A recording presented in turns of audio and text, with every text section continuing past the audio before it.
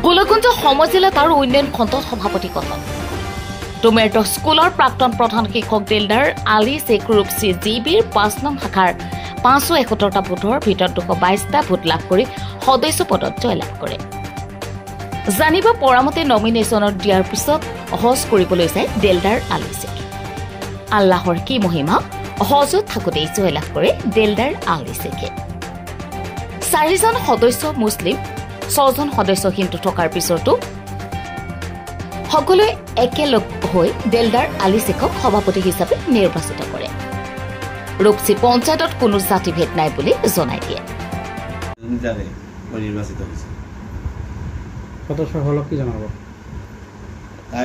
তাৰ কাৰণে মই মোৰ তৰফৰ পৰা মই সদস্যসকলক আন্তৰিক ধন্যবাদ আৰু শুভেচ্ছা জ্ঞাপন কৰিছোঁ।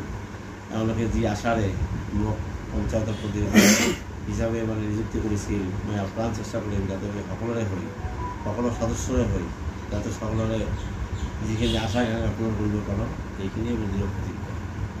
আপোনাৰ ইয়াত কেনেকুৱা সমস্যা আছে? সমস্যাটো ক'বলৈ গ'লে বহুত সমস্যা আছে। তথাপিও পঞ্চায়তৰ সভাপতি হিচাপে যিখিনি ন্যূনতম সমস্যা, ৰাস্তা ঘাটৰ পৰা আৰম্ভ কৰি পানী যোগানৰ পৰা আৰম্ভ কৰি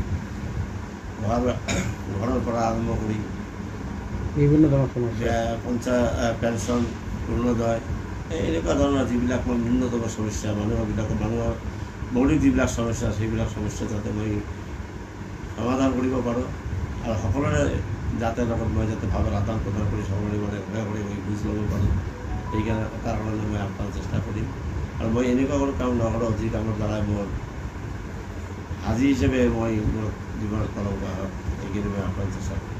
ৱাৰ্ডৰ পৰা সদস্য হিচাপে মই প্ৰতিদ্বন্দ্বিতা কৰিছিলোঁ, কিন্তু তেতিয়া প্ৰতিদ্বন্দ্বিতা কৰাৰ সময়ত মই ঘৰত নাছিলোঁ। মই ইতিমধ্যে হজতো গৈছিলোঁ। ৱাৰ্ড নম্বৰটো কথা আছে ৫ নম্বৰ ৱাৰ্ড। ৫ নম্বৰ ৱাৰ্ডৰ পৰা মই প্ৰতিদ্বন্দ্বিতা কৰিছিলোঁ, কিন্তু মই হজত যোৱাৰ আগতে মই ৰাইজক বহুত কাকতি মিনতি কৰিছিলোঁ ভোট নেখেলাৰ কাৰণে, কিন্তু ৰাইজে মানা নাছিল। তেওঁলোকৰ এটা দাবী আছিল যে আপুনি খালি আমাক চিম্বলটো দি গ'লে হয়, আৰু মই সেইমতে মই চিম্বলটো দি গৈছিলোঁ। কিন্তু মই বালাজানৰ পৰা ছফিউৰ ৰহমানৰ ৰিপৰ্ট, ডেইলি 24।